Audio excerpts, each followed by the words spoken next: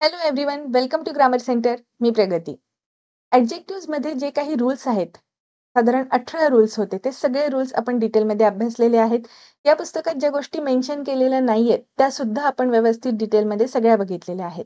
आता वेळ आहे की आत्तापर्यंत आपण जो अभ्यास केलेला आहे, त्याची व्यवस्थित रिव्हिजन करण्याची आणि त्यासाठी प्रश्न सोडवण्याची. आजचं आपलं जे पहिले प्रॅक्टिस सेशन आहे, यात आपण ॲक्चुअली परीक्षेत कशा पद्धतीने फोकस केला पाहिजे, किती फास्ट आपण सगळे ही प्रश्न उत्तरं सोडवू शकतो, याबद्दल असणार आहे. सेम याच पद्धतीने तुम्ही जी काही टेस्ट असेल ती सुद्धा सोडवा. टेस्टसाठी तुम्हाला आपलं टेलिग्राम चॅनल जॉइन करावं लागेल, कारण टेस्टची जी लिंक आहे ती तिथे मी तुम्हाला प्रोव्हाईड करेन आणि जे काही सूचना असतील टेस्ट सॉल्व्ह करण्याच्या आधी त्यासुद्धा तुम्हाला त्या ठिकाणी मेन्शन केलेल्या दिसतील. त्यामुळे टेलिग्राम चॅनलची लिंक जी डिस्क्रिप्शन बॉक्समध्ये दिलेली आहे, तिथे तुम्ही तो चॅनल जॉइन नक्की करा आणि तिथेच तुम्हाला चॅनल जॉइन केल्यानंतर त्या चॅनलच्या बायोमध्ये तुम्हाला एक पर्सनल चॅटसाठी आयडी सुद्धा अवेलेबल आहे.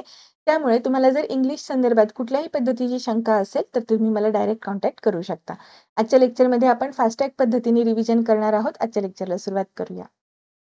या एक्सरसाइजमध्ये आपल्याला टोटल 10 एक्झाम्पल्स दिलेले आहेत. उत्तर काय असू शकतं हे गेस नक्की करा आणि 10 पैकी तुमचा स्कोअर किती येतो हे सुद्धा क्रॉस चेक करा.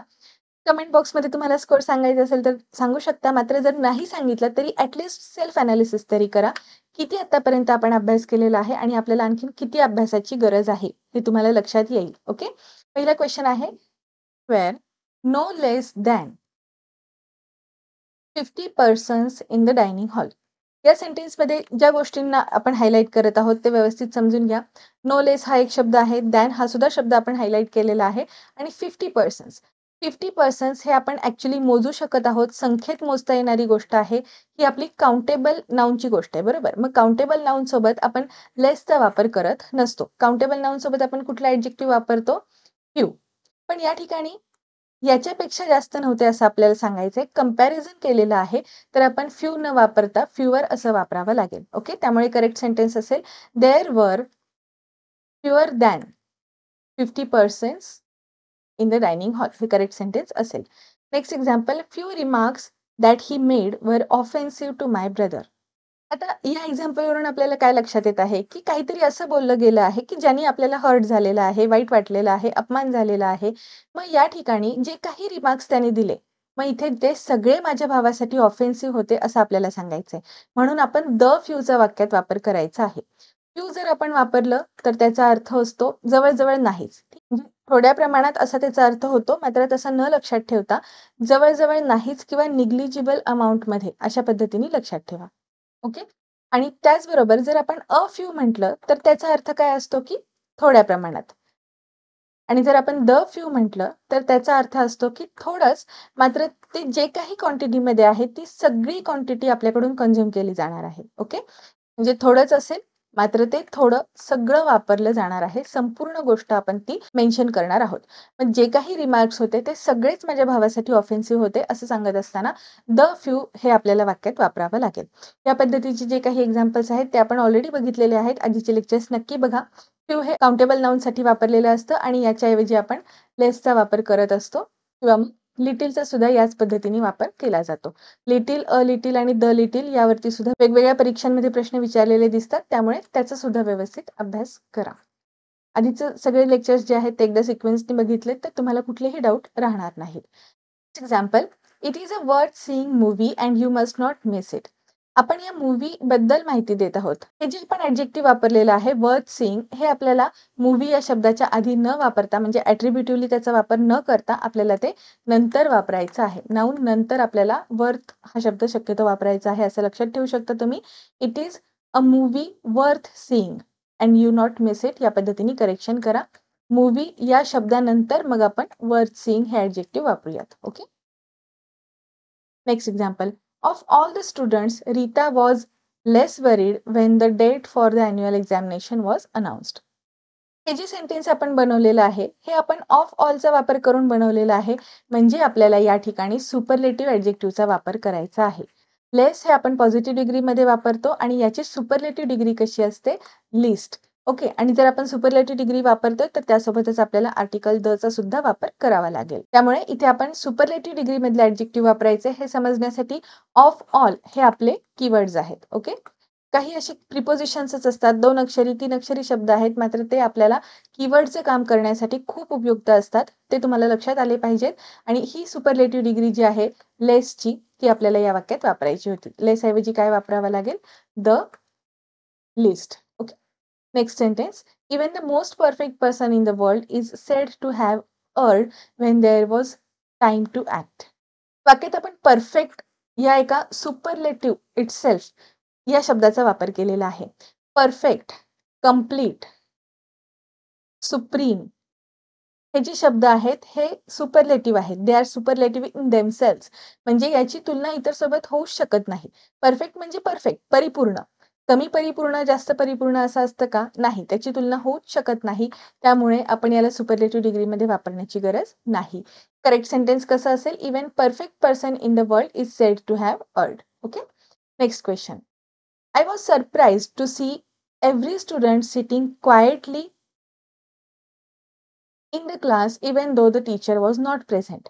आपल्याला काय सांगायचंय की मुलं शांत बसली होती. जरी शिक्षक वर्गात नव्हते तरी मुलं शांत बसली होती. शांतसाठी आपल्याला माहिती आहे क्वाइट हा शब्द आहे. ओके. स्पेलिंग व्यवस्थित लक्षात ठेवा. क्विट म्हणू नका, क्यूट म्हणू नका. हा शब्द आहे क्वाइट. ओके. त्याला आपण ॲडजेक्टिव्ह म्हणून वापरतोय. पण जर आपण या शब्दाला एल-वाय प्रत्यय लावला तर ते काय होईल? एक ॲडव्हर्ब होईल. बरोबर? हे या ठिकाणी ॲडव्हर्ब म्हणून काम करेल आणि त्याचा अर्थ मराठीत काय होईल? शांतपणे. आपल्याला काय म्हणायचंय की शिक्षक वर्गात नव्हते तरी मुलं शांत बसली होती. शांतपणे बसली होती म्हणायचं नाहीये. त्यामुळे आपल्याला ॲडजेक्टिव्हचा वापर करायचा आहे. ॲडव्हर्बचा वापर करायचा नाही. क्वाइटलीच्या जागी आपल्याला क्वाइट हा शब्द वापरावा लागेल. I was surprised to see every student sitting quite in the class. या पद्धतीने करेक्शन करा. Next question. Wool India expressed anger over the hijacking of Air India Boeing jet by militant at Karachi. इथे वोल हा शब्द आपण वापरतोय. Both, all आणि whole हे शब्द लक्षात ठेवायचे. आर्टिकल्सच्या जे काही आपण रूल्स बघितलेले आहेत त्याच लेक्चर्समध्ये सुद्धा आपल्याला हा रूल रिपीट झालेला होता. आर्टिकल द च्या वापरासंबंधी तो नियम होता. आपल्याला जर आर्टिकल द वापरायचा असेल तर बोथ आणि ऑल या शब्दांच्या नंतर वापरायचं आणि वोल या शब्दाच्या आधी वापरायचं. ओके. मग आता इथे आपल्याला वोल शब्द वाक्याच्या सुरुवातीला दिसत आहे तर आपण द वोल इंडिया या पद्धतीने करेक्शन करूयात. द वोल इंडिया एक्सप्रेस्ड अँगर हे करेक्ट सेंटेन्स असायला पाहिजे. नेक्स्ट सेंटेन्स आहे. I like him because he is the most interesting fellow because of his amiable nature. आता इथे द मोस्ट इंटरेस्टिंग फेलो असं आपण म्हटलेलं आहे. पण याची तुलना कोणासोबत केलेली आहे? कोणत्या ग्रुपसोबत याचं इथे कंपॅरिझन झालेलं आहे? कोणामध्ये हा सर्वोत्कृष्ट आहे ते इथे मेन्शन केलेलं नाही. तो ग्रुप या ठिकाणी मेन्शन केलेला नाही. त्यामुळे द मोस्ट वापरण्याची गरज नाही. ग्रॅमॅटिकली अ मोस्ट वापरलं तरीही चालणार आहे. पण मला असं वाटतं की आपण जास्त कन्फ्युजनमध्ये न जाता अ व्हेरी इंटरेस्टिंग म्हटलं तर ते सगळ्यात सोपं असणार आहे. ओके. दोन्ही पद्धतीने तुम्ही करेक्शन करू शकता. हे सुद्धा ग्रॅमॅटिकली करेक्टच आहे. जरी सुपरलेटिव्ह ॲडजेक्टिव्ह असेल तरीही आपण आर्टिकल एचा वापर करू शकतो. कारण इथे पुढे तो कोणामध्ये सर्वश्रेष्ठ आहे हा ग्रुपच मेन्शन केलेला नाहीये. बरोबर? I like him because he is the most interesting fellow इतकंच म्हटलंय. जर आपण असं म्हटलं असतं I like him because he is the most interesting fellow of our group, of our college, of our team, of our family या पद्धतीने जर आपण बोललं असतं तर त्या ठिकाणी द मोस्ट वापरणं योग्य आहे. पण इथे कुठलाही ग्रुप मेन्शनच केलेला नाहीये म्हणून आपण अ मोस्ट सुद्धा वापरू शकतो किंवा मग सोप्या पद्धतीने एक लक्षात ठेवा अ व्हेरी इंटरेस्टिंग फेलो म्हटलं तरीही ते वाक्य बरोबर असणार आहे. Next example. The meeting was postponed because only the few वर प्रेझेंट देअर. आता इथे काय वापरलंय आपण? The few. आणि आपण मगाशी एका एक्झाम्पलमध्ये बघितलेलं होतं की जर द फ्यू म्हटलं तर थोडंच. मात्र ते जे काही थोडे आहे ते संपूर्ण वापरले जात आहेत. संपूर्ण त्या थोड्याबद्दल आपण जे काही आहेत त्या सगळ्यांबद्दलच मेन्शन केलेलं आहे असा अर्थ निघतो. त्यामुळे द फ्यू म्हणणं हे इथे या ठिकाणी चुकेल. फ्यू म्हणजे थोडे, कमी, थोडेच म्हणूयात आपण. कमी म्हणजे लेस किंवा लिटिल होईल.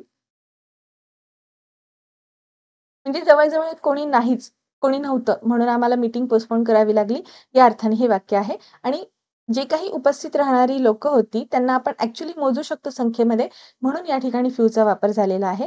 Few, a few, the few आणि little, a little, the little या तिन्ही ॲडजेक्टिव्हजचा व्यवस्थित सिरियसली अभ्यास करा. कारण बऱ्याच परीक्षांमध्ये यावरती वेगवेगळे प्रश्न आलेले दिसतात. ओके. MPSCला सुद्धा व्यवस्थित प्रश्न यावरती आलेले आहेत. आता हा जो लास्ट क्वेश्चन आहे, याचा आपण आन्सर काय आहे ते बघूयात. In the opinion of everyone she is wiser than beautiful.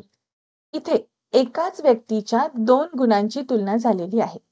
एकतर वाईज म्हणजे हुशार असणे आणि ब्युटिफुल म्हणजे सुंदर असणे. या एकाच व्यक्तीच्या 2 वेगवेगळ्या गुणांची तुलना झालेली आहे. तर या अशा सेंटेन्सेसमध्ये आपण जे कंपॅरिझन करत आहोत, तिथे जरी ER फॉर्म अस्तित्वात असतील तरीही ते वापरायचे नाहीत. ओके? अशा पद्धतीने आपल्याला कंपॅरेटिव्ह ॲडजेक्टिव्ह वापरायचे नसतात. तिथे आपल्याला मोर सोबत जे काही ॲडजेक्टिव्ह असेल त्याचा वापर करावा लागतो. ओके. जरी ER फॉर्म अस्तित्वात असेल तरीही तो वापरायचा नाही. कारण आपण एकाच व्यक्तीच्या 2 गोष्टींची तुलना केलेली असते, 2 गुणांची तुलना केलेली असते. मग हे सेंटेन्स करेक्ट कसं करायचं आपण? He is more wise than beautiful. आलं लक्षात? ओके. ॲडजेक्टिव्हचे जे रूल्स आहेत ते आपण खूप डिटेलमध्ये व्यवस्थित समजून घेतले. त्यानंतर आज आपण जे प्रॅक्टिस सेशन सॉल्व्ह केलेलं आहे, तेही आपण खूप छान पद्धतीने कंडक्ट केलेलं आहे.